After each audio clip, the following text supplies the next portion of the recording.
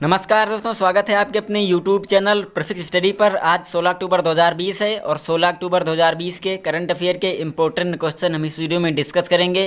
आज के इस वीडियो की PDF फाइल आप इस वीडियो के डिस्क्रिप्शन लिंक पे डाउनलोड कर सकते हैं। PDF आपको हमारी टेलीग्राम चैनल पर मिल जाएगी। टेलीग्राम चैनल का लिंक नीचे डिस्क्रिप्शन में दिया हुआ है, आप वहाँ से ज्वाइन कर सकते हैं। तो चलिए वीडियो को स्टार्ट करते हैं। पहला क्वेश्चन है, हाल ही में अंतर्राष्ट्रीय ग्रामीण महिला दिवस कब मनाया गया है? तो अभी 15 अक्टूबर को अंतर्राष्ट्रीय ग्रामीण महिला दिवस मनाया गया है। तो इस क्वेश्चन का सी ऑप्शन सही है।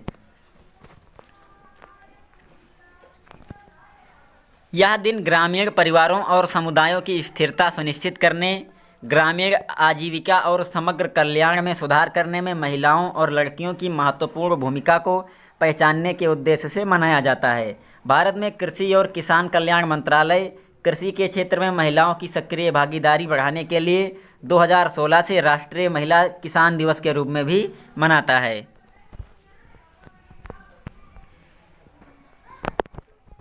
इस वर्ष अंतर्राष्ट्रीय ग्रामीण महिला दिवस की थीम है building rural women's resilience in the wake of कोविड-19। अगला क्वेश्चन है, हाल ही में कहाँ स्वच्छ पेयजल के लिए सुजल ड्रिंक फॉर टैप योजना शुरू की गई है? तो अभी उड़ीसा में स्वच्छ पेयजल के लिए Sujal drink for tap mission योजना शुरू हुई है। तो इस क्वेश्चन का बी ऑप्शन सही है।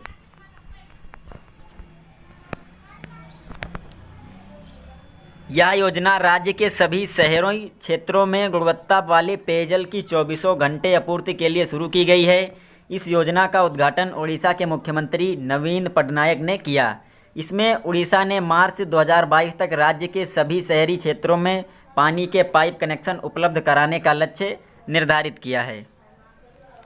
अब बात करें उड़ीसा की, तो उड़ीसा के मुख्यमंत्री हैं नवीन पटनायक, उड़ीसा की कैपिटल है भुवनेश्वर और उड़ीसा के राज्यपाल हैं गणेशी लाल।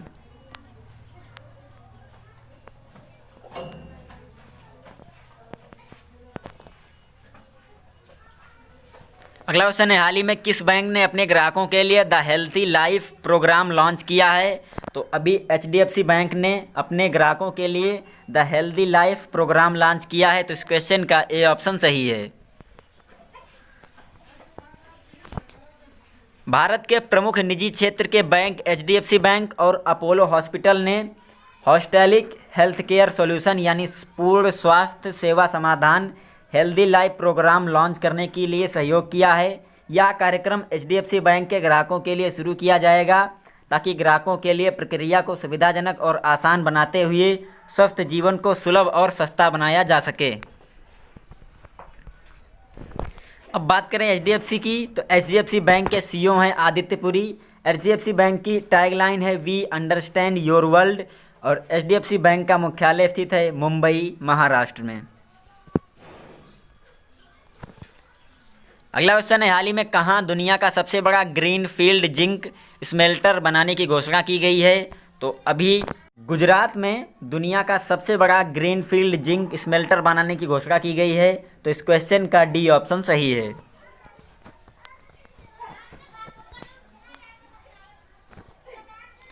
गुजरात सरकार ने राज्य में एक ग्रीनफील्ड जिंक स्मेल्टर स्थापित करने के लिए वेदांत समूह की फर्म हिंदुस्तान जिंक लिमिटेड यानी HZL के साथ एक समझौते पर हस्ताक्षर किए हैं।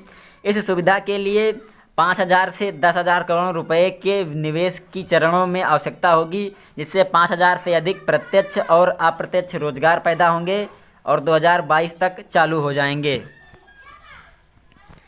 प्रस्तावित 300 किलो टन प्रतिवर्ष उत्पादन क्षमता परियोजना से स्थानीय आदिवासी क्षेत्रों में युवाओं को बड़े रोजगार के अवसर प्रदान करेगी। अब बात करें गुजरात की, तो गुजरात के मुख्यमंत्री हैं विजय रूपाणी और गुजरात के राज्यपाल हैं आचार्य देवव्रत।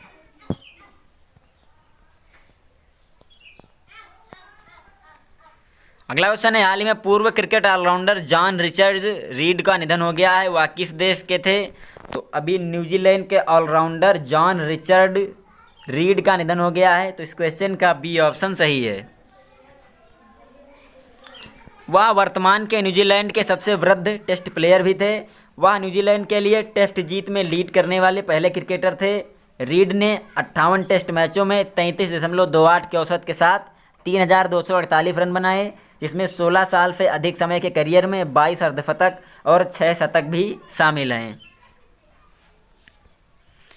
उनका पहला टेस्ट शतक 135 के स्कोर पर 1954 में केप टाउन में दक्षिण अफ्रीका के खिलाफ था। अगला क्वेश्चन है, हाल ही में किस देश ने दूसरी कोरोना वैक्सीन इपीवैक कोरोना तैयार की है? तो अभी रूस ने दूसरी कोरोना वैक्सीन इपीवैक कोरोना तैयार की है। तो इस क्वेश्चन का डी ऑप्शन सही है।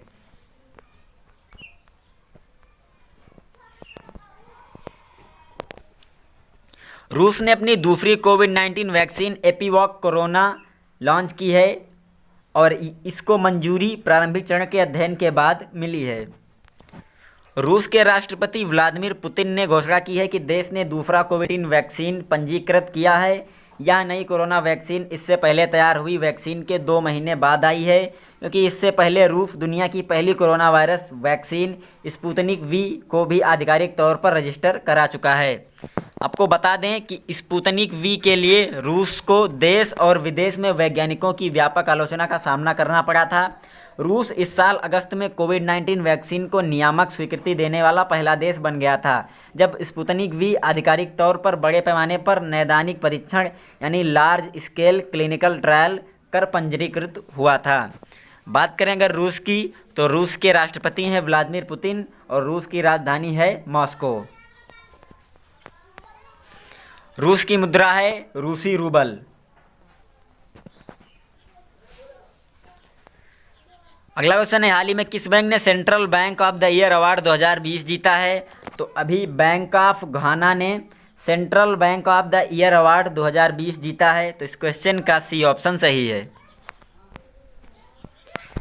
इसके अलावा मार्क कार्नी ये हैं बैंक ऑफ इंग्लैंड के गवर्नर। इन्होंने central bank of the year award 2020 में governor of the year award जीता है। सेंट्रल बैंकिंग अवार्ड केंद्रीय बैंकिंग समुदाय में उत्कृष्टता को पहचानने के लिए प्रतिवर्ष आयोजित किया जाता है। यह पुरस्कार का 7वां संस्करण था और समारोह को वर्चुअली आयोजित किया गया था। अब बात करें बैंक ऑफ घाना की, तो इसकी स्थापना हुई थी 1957 को। बैंक ऑफ घाना का मुख्यालय स्थित है अक्रा घाना में और बैंक ऑफ घाना के गवर्नर हैं अर्नेस्ट क्वामिना येडू एडिसन। अगला क्वेश्चन है, हाल ही में वर्ल्ड इकोनॉमिक फोरम ने दावोस में होने वाली वार्षिक बैठक 2021 को कहाँ आयोजित करने की घोषणा की है? तो अभी वर्ल्ड इकोनॉमिक फोरम ने दावोस में होने वाली वार्षिक बैठक को स्विट्जरलैंड में आयोजित करने की घोषणा की है। तो इस क्वेश्चन का ए ऑप्शन सही है। विश्व आर्थिक मंच यानी वर्ल्ड इकोनॉमिक फोरम ने अपनी साल 2021 की वार्षिक बैठक को 18 से 21 मई तक स्विट्जरलैंड के लुरर्सन बर्गेस्टाक में आयोजित करने की घोषणा की गई है। इसे जनवरी के अंत में इसके पारंपरिक स्थल स्की रिजॉर्ट टाउन दावोस में आयोजित किया जाना था, लेकिन अब इसे स्विट्जरलैंड के लुसर्न बर्गेनस्टाक में आयोजित करने की घोषणा की गई है। कोविड-19 महामारी के कारण इसकी पूर्व निर्धारित जगह में बदलाव किया गया है। ल्यूसर्न बर्गेनस्टाक में होने वाली बैठक 2021 की द ग्रेट थीम पर आयोजित की जाएगी और इस बैठक में दुनिया की सबसे गंभीर चुनौतियों का सामना करने के लिए जरूरी समाधानों पर विचार विमर्श किया जाएगा। विश्व आर्थिक मंच का मुख्यालय स्थित है कोलोन स्विट्जरलैंड में और विश्व आर्थिक मंच के संस्थापक और कार्यकारी अध्यक्ष हैं क्लाउस श्वाब। विश्व आर्थिक मंच की स्थापना हुई थी जनवरी 1971 को। अगला क्वेश्चन है, हाल ही में शोभा नायडू का निधन हो गया है, वह कौन थी? तो ये एक सुप्रसिद्ध नृत्यांगना थी शोभा नायडू, इनका निधन हो गया है। तो इस क्वेश्चन का ए ऑप्शन सही है।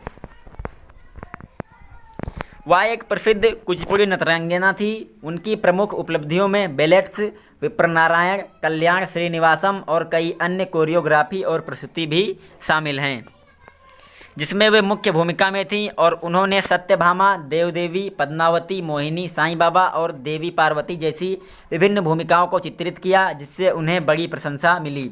उनके द्वारा जीते गए कुछ प्रसिद्ध पुरस्कारों में 2001 में पद्मश्री और 1991 में संगीत नाटक अकादमी पुरस्कार शामिल हैं। अगला क्वेश्चन है, हाल ही में विश्व छात्र दिवस कब मनाया गया है? तो अभी 15 अक्टूबर को विश्व छात्र दिवस मनाया गया है। तो इस क्वेश्चन का सी ऑप्शन सही है। पूर्व राष्ट्रपति डॉक्टर एपीजे अब्दुल कलाम की जयंती मनाने के लिए हर साल 15 अक्टूबर को विश्व छात्र दिवस मनाया जाता है। इस साल पूर्व राष्ट्रपति और missile man doctor APJ Abdul Kalam की 89वीं जयंती है। बात करें विश्व छात्र दिवस के इतिहास की, तो साल 2010 में संयुक्त राष्ट्र ने छात्रों के लिए कलाम के प्रति प्रेम भावना को देखते हुए 15 अक्टूबर को विश्व छात्र दिवस घोषित किया था। जो खुद एक समर्पित शिक्षक थे और वे जो भी समझाते थे उसे पहले खुद अपने जीवन में उतारते थे। बात करें एपीजे अब्दुल कलाम के बारे में, तो एपीजे अब्दुल कलाम का जन्म 15 अक्टूबर 1931 को धनुषकोडी, रामेश्वरम, तमिलनाडु में हुआ था। उनका पूरा नाम अबुल पकीर जैनुलाब्दीन अब्दुल कलाम था। 2002 में उन्हें भारत के राष्ट्रपति के रूप में चुना गया था और राष्ट्रपति बनने से पहले वे भारतीय अंतरिक्ष अनुसंधान संगठन यानी इसरो और रक्षा अनुसंधान और विकास संगठन DRDO में एक एयरोस्पेस इंजीनियर के रूप में काम कर रहे थे। उन्होंने एक वैज्ञानिक के रूप में रक्षा अनुसंधान और विकास संगठन DRDO के वैमानिकी विकास प्रतिष्ठान में अपना करियर शुरू किया। इसके अलावा उन्होंने इसरो में भारत के पहले सैटेलाइट लॉन्च व्हीकल यानी SLV-3 के प्रोजेक्ट डायरेक्टर के रूप में भी काम किया था। बात करेंगे इनके पुरस्कार की, जो पुरस्कार इनको मिले हैं। तो एपीजे अब्दुल कलाम को पद्म भूषण, पद्म विभूषण, भारत रत्न, वीर सावरकर पुरस्कार, रामानुजन पुरस्कार आदि सहित कई पुरस्कार मिले थे। उनकी मृत्यु के बाद विभिन्न शैक्षणिक वैज्ञानिक संस्थानों और कुछ स्थानों का नाम डॉक्टर अब्दुल कलाम के सम्मान में रखा गया है। जैसे उत्तर प्रदेश तकनीकी विश्वविद्यालय यानी UPTU का नाम बदलकर एपीजे अब्दुल तकनीकी विश्वविद्यालय यानी AKTU कर दिया गया। केरल प्रौद्योगिकी विश्वविद्यालय का नाम बदलकर एपीजे कर दिया गया और अब्दुल कलाम प्रौद्योगिकी विश्वविद्यालय आदि कर दिया गया। तो ये वीडियो यहीं पे ख़त्म होती है। हम उम्मीद करते हैं आपको वीडियो पसंद आई होगी। अगर वीडियो पसंद आई हो तो ज़्यादा से ज़्यादा लाइक और शेयर कीजिए। चैनल पर नए हैं तो सब्सक्राइब कर लीजिए। Thanks for watching.